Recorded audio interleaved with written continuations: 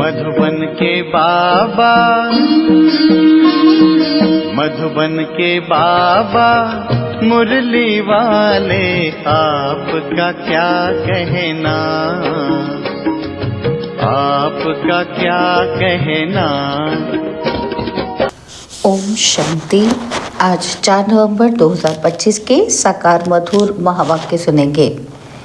आज मीठे मीठे बाप दादा बोले, मीठे बच्चे, अभी तुम सत्य बाप द्वारा सत्य देवता बन रहे हो, इसलिए सतयुग में सत्संग करने की ज़रूरत नहीं। बाबा ने कहा, मीठे बच्चे, अभी तुम सत्य बाप द्वारा सत्य देवता बन रहे हो, इसलिए सतयुग में सत्संग करने की ज़रूरत नहीं है। बाबा ने आज प्रश्न पूछा है कि सतयुग में देवताओं से कोई भी विकर्म नहीं हो सकता है, क्यों? तो उत्तर में बाबा ने समझाया कि क्योंकि उन्हें सत्य बाप का वरदान मिला हुआ है। विकर्म तब होता है जब रावण का श्राप मिलने लगता है। सतयुग त्रेता में है ही सदगति, उस समय दुर्गति का नाम नहीं, विकार ही नहीं जो विकर्म हो। द्वापर कलयुग में सबकी दुर्गति हो जाती है, इसलिए विकर्म होते ही रहते हैं। ये भी समझने की बातें हैं। ओम शांति। मीठे मीठे रूहानी बच्चों प्रति बाप बैठ समझाते हैं। ये सुप्रीम बाप भी है, सुप्रीम टीचर भी है और सुप्रीम सतगुरु भी है। बाप की ऐसी महिमा बताने से ऑटोमेटिकली सिद्ध हो जाता है कि श्री कृष्ण किसी का बाप हो नहीं सकता। वह तो छोटा बच्चा सतयुग का प्रिंस है, वह टीचर भी नहीं हो सकता। खुद ही बैठकर टीचर से पढ़ते हैं, गुरु तो वहाँ होता नहीं, क्योंकि वहाँ सब सदगति में है। आधा कल्प है सदगति और आधा कल्प है दुर्गति। वो तो वहाँ है सदगति, इसलिए ज्ञान की वहाँ दरकार नहीं रहती। नाम भी नहीं है, क्योंकि ज्ञान से 21 जन्मों के लिए सदगति मिलती है और फिर द्वापर से कलयुग अंत तक है दुर्गति। तो श्री कृष्ण फिर द्वापर में कैसे आ सकता, ये भी किसी को ध्यान में नहीं आता है। एक एक बात में बहुत ही गुह्य राज भरा हुआ है जो समझाना बहुत ज़रूरी है। वह सुप्रीम बाप सुप्रीम टीचर है। अंग्रेज़ी में सुप्रीम ही कहा जाता है। अंग्रेज़ी अक्षर कुछ अच्छे होते हैं, जैसे ड्रामा अक्षर है। ड्रामा को नाटक नहीं कहेंगे, नाटक में तो अदल बदली होती है। यह सृष्टि का चक्र फिरता है, ऐसा कहते भी हैं, परंतु कैसे फिरता है, हूबहू फिरता है या चेंज होती है, ये किसी को भी पता नहीं है। कहते भी हैं बनी बनाई बन रही है, तो ज़रूर कोई खेल है जो फिर चक्र खाता रहता है। इस चक्र में मनुष्यों को ही चक्र लगाना पड़ता है। अच्छा, इस चक्र की आयु क्या है, कैसे रिपीट होता है, इसको फिरने में कितना समय लगता है, ये कोई नहीं जानते। इस्लामी, बौद्धि आदि ये सब हैं घराने जिनका ड्रामा में पार्ट है। तुम ब्राह्मणों की डिनाइस्टी नहीं है, यह है ब्राह्मण कुल। सर्वोत्तम ब्राह्मण कुल कहा जाता है, देवी देवताओं का भी कुल है। ये तो समझाना बहुत सहज है। सूक्ष्म वतन में फरिश्ते रहते हैं, वहाँ हड्डी मांस होता ही नहीं। देवताओं को तो हड्डी मांस है ना, तो ब्रह्मा सो विष्णु, विष्णु सो ब्रह्मा। विष्णु की नाभि कमल से ब्रह्मा क्यों दिखाया है? सूक्ष्म वतन में तो ये बातें होती ही नहीं, ना जवाहरात आदि हो सकते हैं, इसलिए ब्रह्मा को सफ़ेद पोषधारी ब्राह्मण दिखाया है। ब्रह्मा साधारण मनुष्य बहुत जन्मों के अंत में गरीब हुआ ना, तो इस समय ही खादी के कपड़े हैं। वह बेचारे समझते नहीं कि सूक्ष्म शरीर क्या होता है। तुमको बाप समझाते हैं कि वहाँ है ही फरिश्ते जिनको हड्डी मांस होता ही नहीं। सूक्ष्म वतन में तो श्रृंगार आदि होना नहीं चाहिए, परंतु चित्रों में दिखाया है तो बाबा उसका ही साक्षात्कार कराए, फिर अर्थ समझाते हैं। जैसे हनुमान का साक्षात्कार कराते हैं, अब हनुमान जैसा कोई मनुष्य होता ही नहीं। भक्ति मार्ग में अनेक प्रकार के चित्र बनाए हैं जिनका विश्वास बैठ गया है। उनको ऐसा कुछ बोलो तो बिगड़ पड़े। देवियों आदि की कितनी पूजा करते हैं फिर डुबो देते हैं। ये सब है भक्ति मार्ग। भक्ति मार्ग के दलदल में गले तक डूबे हुए हैं तो फिर निकाल कैसे सकेंगे? निकालना ही मुश्किल हो जाता है। कोई कोई तो औरों को निकालने निमित्त बन खुद ही डूब जाते हैं। खुद गले तक दुबन में फंसते अर्थात काम विकार में गिर पड़ते हैं। ये है सबसे बड़ी दुबन। सत्युग में ये बातें होती ही नहीं। अभी तुम सत्य बाप द्वारा सत्य देवता बन रहे हो और फिर वहाँ सत्संग होते ही नहीं। सत्संग यहाँ भक्ति मार्ग में करते रहते हैं। समझते हैं सब ईश्वर के रूप है, कुछ भी नहीं समझते। बाप बैठ समझाते हैं कि कलयुग में है सब पाप आत्माएं और सत्युग में होती हैं पुण्य आत्माएं। रात दिन का फर्क है। तुम अभी संगम पर हो, कलयुग और सतयुग दोनों को जानते हो। मूल बात है इस पार से उस पार जाने की। क्षीर सागर और विषय सागर का गायन भी है, परंतु अर्थ कुछ नहीं समझते। अभी बाप बैठ कर्म अकर्म का राज समझाते हैं।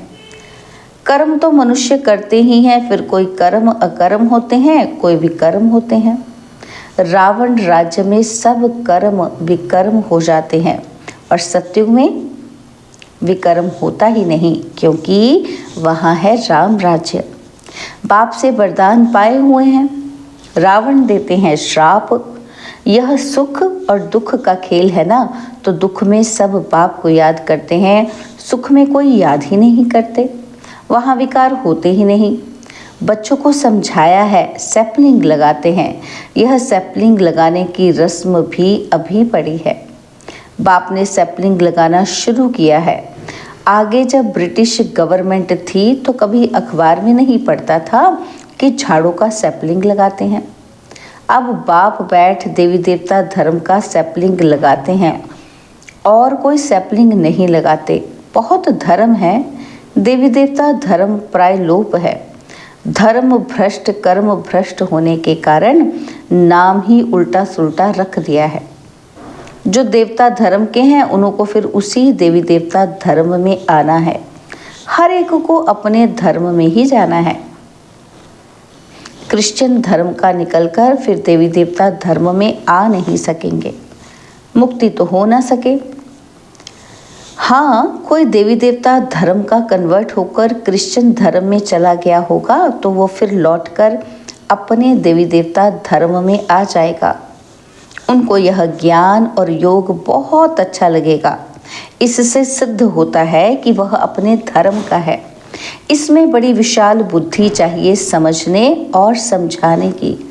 धारणा करनी है, किताब पढ़कर नहीं सुनानी है। जैसे कोई गीता सुनाते हैं, मनुष्य बैठकर सुनते हैं। कोई तो गीता के श्लोक एकदम कंठ कर लेते हैं, बाकी तो इनका अर्थ हर एक अपना अपना बैठ निकालते हैं। श्लोक सारे संस्कृत में हैं। यहाँ तो गायन है कि सागर को स्याही बना दो, सारा जंगल कलम बना दो, तो भी ज्ञान का अंत नहीं होता। गीता तो बहुत छोटी है, 18 अध्याय है। इतनी छोटी गीता बनाकर गले में पहनते हैं। बहुत पतले अक्षर होते हैं, गले में पहनने की भी आदत होती है। कितना छोटा लॉकेट बनता है। वास्तव में है तो सेकंड की बात। बाप का बना जैसे कि विश्व का मालिक बना। बाबा, हम आपका एक दिन का बच्चा हूँ, ऐसे भी लिखने शुरू करेंगे। एक दिन में निश्चय हुआ और फट से पत्र लिखेंगे। बच्चा बना तो विश्व का मालिक हुआ। यह भी कोई की बुद्धि में मुश्किल बैठता है। तुम विश्व का मालिक बनते हो ना, वहाँ और कोई खंड नहीं रहता है, नाम निशान गुम हो जाता है। कोई को मालूम भी नहीं रहता कि ये खंड थे। अगर थे तो ज़रूर उनकी हिस्ट्री ज्योग्राफी चाहिए। वहाँ ये होते ही नहीं, इसलिए कहा जाता है तुम विश्व के मालिक बनने वाले हो। बाबा ने समझाया है कि मैं तुम्हारा बाप भी हूँ। ज्ञान का सागर हूँ, यह तो बहुत ऊंच ते ऊंच ज्ञान है जिससे हम विश्व के मालिक बनते हैं।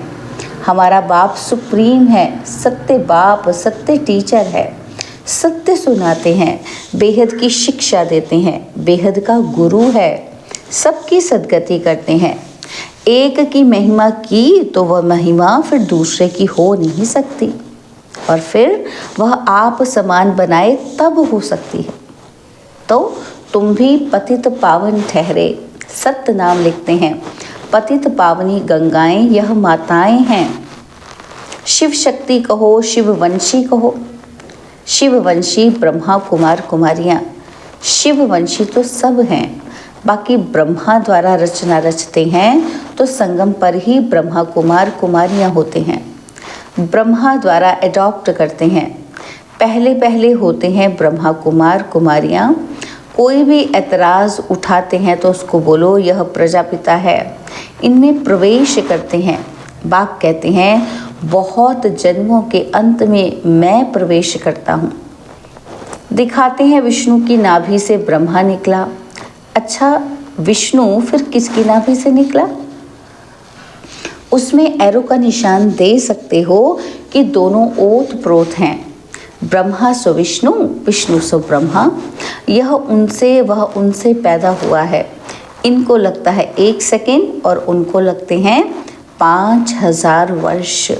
यह वंडरफुल बातें हैं ना, तुम बैठ समझाएंगे। बाप कहते हैं लक्ष्मी नारायण 84 जन्म लेते हैं, फिर उनके ही बहुत जन्मों के अंत में मैं प्रवेश कर यह बनाता हूँ। समझने की बात है ना। बैठो तो समझाएं कि इनको ब्रह्मा क्यों कहते हैं। सारी दुनिया को दिखाने के लिए ये चित्र बनाए हैं।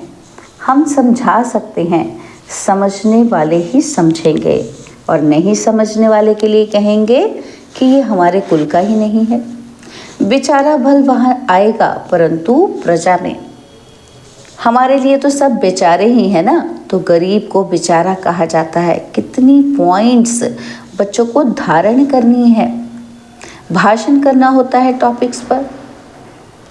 यह टॉपिक कोई कम है क्या?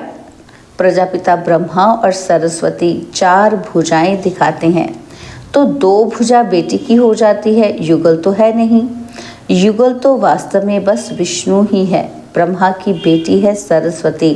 शंकर को भी युगल नहीं है, इस कारण शिव शंकर कह देते हैं। अब शंकर क्या करते हैं? विनाश तो एटॉमिक बॉम्ब्स से होता है। बाप कैसे बैठ बच्चों का मौत कराएंगे? ये तो पाप हो जाए। बाप तो और ही सबको शांतिधाम वापस ले जाते हैं बिगर मेहनत। हिसाब किताब चुकतू कर सब घर जाते हैं, क्योंकि कयामत का समय है। बाप आते ही हैं सर्विस पर, सबको सद्गति दे देते हैं। तुम भी पहले गति में फिर सद्गति में आएंगे। ये बातें समझने की है। इन बातों को ज़रा भी कोई नहीं जानते। तुम देखते हो कोई तो बहुत माथा खपाते, बिल्कुल समझते ही नहीं। जो कुछ अच्छा समझने वाले होंगे वह आकर समझेंगे। बोलो एक एक बात पर समझना है तो टाइम दो। यहाँ तो सिर्फ हुक्म है, सबको बाप का परिचय दो। यह है ही कांटों का जंगल, क्योंकि 1-2 को दुख देते रहते हैं। इसको दुख धाम कहा जाता है। सत्युग है सुख धाम। दुख धाम से सुख धाम कैसे बनता है ये तुमको समझाए। लक्ष्मी नारायण सुख धाम में थे और फिर यह 84 जन्म ले दुख धाम में आते हैं। यह ब्रह्मा का नाम भी कैसे रखा? बाप कहते हैं मैं इसमें प्रवेश कर बेहद का संन्यास कराता हूँ।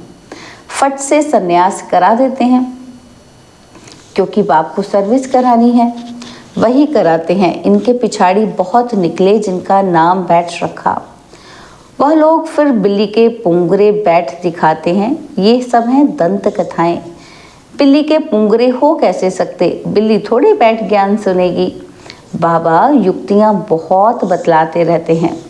कोई बात किसी को समझ में ना आए तो उनको बोलो जब तक अल्फ को नहीं समझा है तो और कुछ समझ ही नहीं सकेंगे। एक बात निश्चय करो और लिखो, नहीं तो भूल जाएंगे, माया भुला देगी। मुख्य बात है बाप के परिचय की। हमारा बाप सुप्रीम टीचर है, जो सारे विश्व के आदि मध्य अंत का राज समझाते हैं, जिसका कोई को पता नहीं है। इस समझाने में टाइम चाहिए। जब तक बाप को नहीं समझा है तब तक प्रश्न उठते ही जाएंगे। अल्फ नहीं समझा है तो बे को कुछ नहीं समझेंगे। मुफ्त संशय उठाते रहेंगे कि ऐसे क्यों, शास्त्रों में तो ऐसे कहते हैं। इसलिए सबको पहले बाप का परिचय दो। अच्छा, मीठे मीठे सिकिलदे बच्चों प्रति माता पिता, बाप दादा का याद, प्यार और गुड मॉर्निंग। रूहानी बाप की रूहानी बच्चों को नमस्ते। हम रूहानी बच्चों की रूहानी बाप दादाजी को दिलवा जान सिकवा प्रेम से नमस्ते। ओम शांति। प्यारे बाबा, मीठे बाबा, मेरे बाबा, शुक्रिया बाबा, शुक्रिया बाबा, शुक्रिया। धारणा के लिए मुख्य सार है, पहला पॉइंट है, कर्म अकर्म और विकर्म की गुह्य गति को बुद्धि में रख। अब कोई विकर्म नहीं करने हैं। ज्ञान और योग की धारणा करके दूसरों को सुनाना है। और सेकंड पॉइंट है, सत्य बाप की सत्य नॉलेज देकर मनुष्य को देवता बनाने की सेवा करनी है। विकारों के दलदल से सबको निकालना है। बाबा ने आज वरदान दिया, अलौकिक नशे की अनुभूति द्वारा निश्चय का प्रमाण देने वाले सदा विजयी भव। अलौकिक नशे की अनुभूति द्वारा निश्चय का प्रमाण देने वाले सदा विजयी भव। अलौकिक रूहानी नशा निश्चय का दर्पण है। निश्चय का प्रमाण है नशा और नशे का प्रमाण है खुशी। जो सदा खुशी और नशे में रहते हैं उनके सामने माया की कोई भी चाल चल नहीं सकती। बेफिक्र बादशाह की बादशाही के अंदर माया आ ही नहीं सकती। अलौकिक नशा सहज ही पुराने संसार व पुराने संस्कार भुला देता है। इसलिए सदा आत्मिक स्वरूप के नशे में, अलौकिक जीवन के नशे में, फरिश्तेपन के नशे में या भविष्य के नशे में रहो तो विजयी बन जाएंगे। स्लोगन है, मधुरता का गुण ही ब्राह्मण जीवन की महानता है, इसलिए मधुर बनो और मधुर बनाओ। मधुरता का गुण ही ब्राह्मण जीवन की महानता है, इसलिए मधुर बनो और मधुर बनाओ। बाबा के आज के अव्यक्त इशारे, अशरीरी व विदेही स्थिति का अभ्यास बढ़ाओ। तो बाबा कहते जैसे विदेही बाप दादा को देह का आधार लेना पड़ता है, तो बच्चों को विदेही बनाने के लिए ऐसे आप सभी जीवन में रहते, देह में रहते, विदेही आत्मा स्थिति में स्थित हो। इस देह द्वारा करावनहार बनकर कर्म कराओ। यह देह करनहार है, आप देही करावनहार हो। इसी स्थिति को विदेही स्थिति कहते हैं। इसी को ही फॉलो फादर कहा जाता है। बाप को फॉलो करने की स्थिति है सदा अशरीरी भव, विदेही भव, निराकारी भव। अच्छा, ओम शांति। और अब यह एक बहुत अच्छी वीडियो भी जरूर देखें।